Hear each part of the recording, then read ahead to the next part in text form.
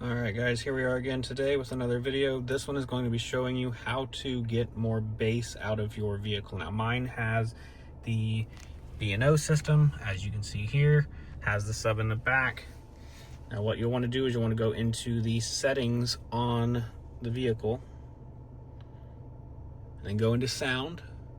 Make sure speed compensated volume is off. Sound mode is in surround if that's what you're working with. As far as the B&O system goes, you want to go to balance and fade, make sure it is right in the center, do not move it off of that.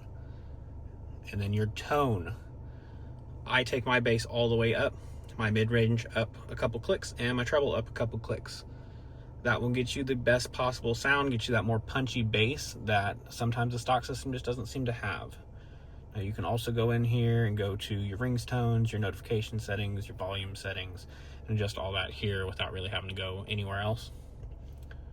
That is how you get better sound or better volume, better punchiness out of your stock stereo system. Don't forget to like and subscribe. Drop a comment if this helped you out. If you want to see more tips, tricks, and walkthroughs on the Explorers, make sure you subscribe. I post a new video every week, sometimes 2 a week, and shorts daily. Thank you.